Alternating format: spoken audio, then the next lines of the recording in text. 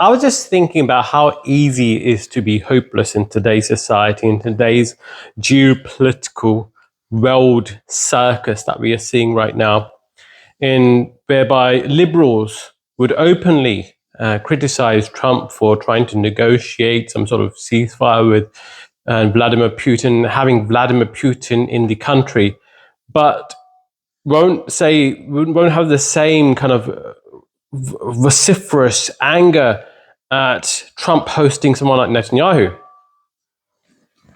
And when we look at the kind of the things that are going underway in the world today, how Netanyahu, despite many times lying to our faces and saying that there's no genocide, there's no ethnic cleansing, is now considering sending the starved Gazan population to South Sudan. This is just of course, we are seeing this all in 4K. These kind of lies and the actual inhumanity of our world leaders and how they're not calling out what's going on right now. And it's happening plain as day. But the point of this video is really, of course, we're going to talk about what's happening right now, what's happening in the world, but also it's really a message to have hope, because real change happens over a very long period of time. I believe this very strongly. And what I also want to make very clear is that change may not even happen in our lifetimes. But what we do right now matters, despite that.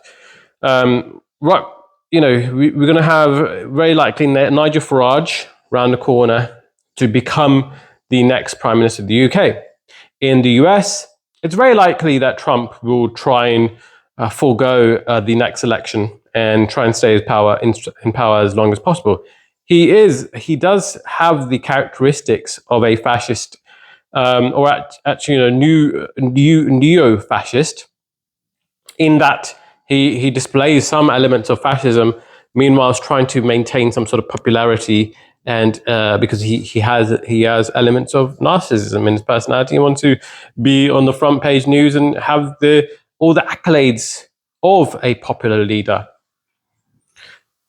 And of course, one of the biggest elephants in the room is that he is implicated in Epstein files, something that he really wants to close the case. He wants us to all forget.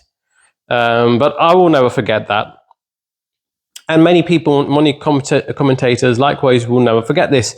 He wants to focus on, Ukraine. He wants to focus on Russia, and this may even be a ploy to even have everyone, be distracted in a significant way. But we won't forget that he is implicated in the Epstein files. The fact that the Republicans all unanimously, voted to not have the release of the Epstein files. The fact that he is considering pardoning Ghislaine Maxwell, from all accounts, from analysts' accounts, or at least deregulated or either downplaying her crimes, even though she was done for perjury, which is basically lying under oath.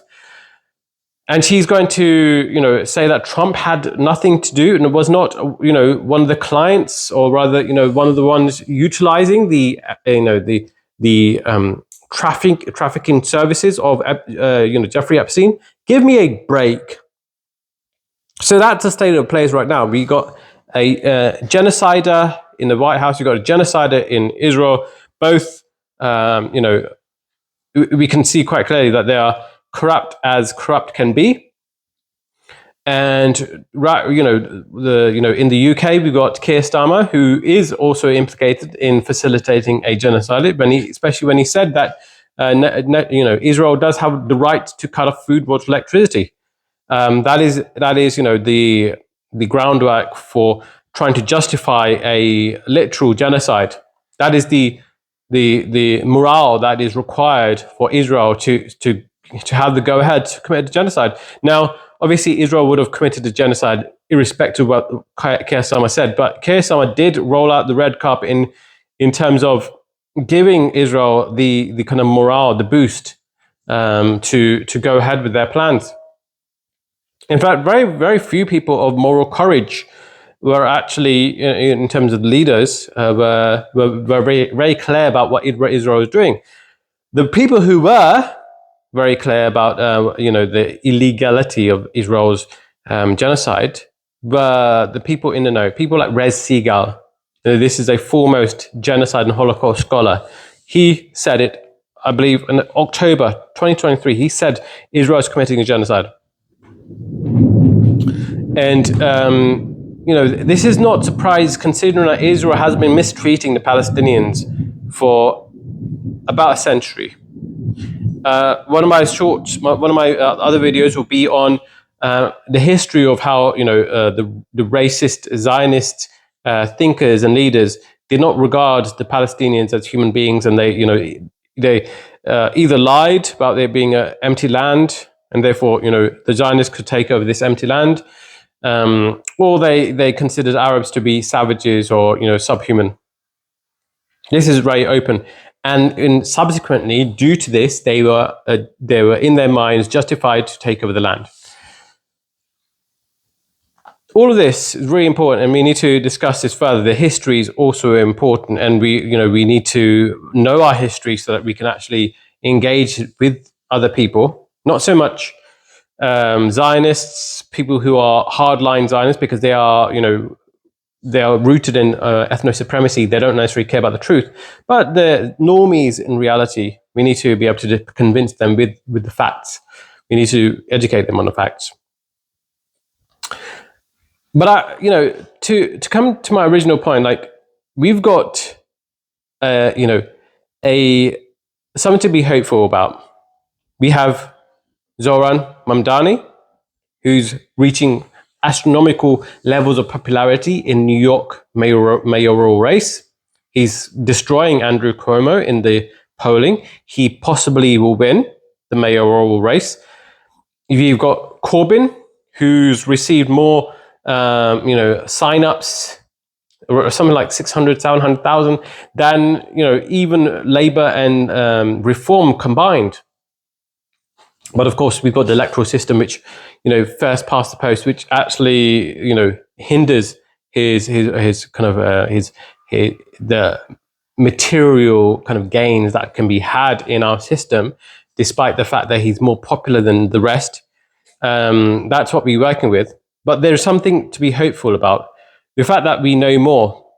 Just in the last couple of days, I was on a train, and this Nordic looking, woman in front of me, obviously not Arab, blonde hair, blue eyed, had this chain, and it, had Arabic writing, which, the Arabic writing was indicating the name of Palestine. And just today, I was walking through IKEA in London, and also another person, obviously not Arab, had a tattoo of Palestine on their arm. Obviously not, so it's not, these are not people you would expect to have, be passionate about the human rights of Palestinians, 5 years ago, 10 years ago. We are seeing a groundswell, a change in the paradigm of how people thinking about this subject. Now, a couple of days ago, I also saw Eve Barlow, otherwise known as Eve Farlow, talk about Bono and Madonna, and how they were not full on for Israel, even though their pandering to Israel is so disgusting, because they're trying to both side the situation and saying, oh, what's happening in Gaza is bad, but not really calling out Israel for the genocide that they're committing. So it's really shit kind of liberal kind of apologism. But even she said that they shouldn't have said something bad about Israel, because Jew hatred comes back in cycles, and we should not we should not pander to the pro-Palestinians, because those people are on the wrong side of history. Like, these people are absolutely deluded, and there's also historical revisionism, criticism of Israel and its literal genocide, which Omar Bartov, one of the greatest Holocaust scholars of all time, Red Seeger, Amos Goldberg, a whole host of these, Holocaust scholars and professors all say that Israel is committing a genocide. B'Tselem, which is an Israeli human rights organization, is saying that Israel is committing a genocide.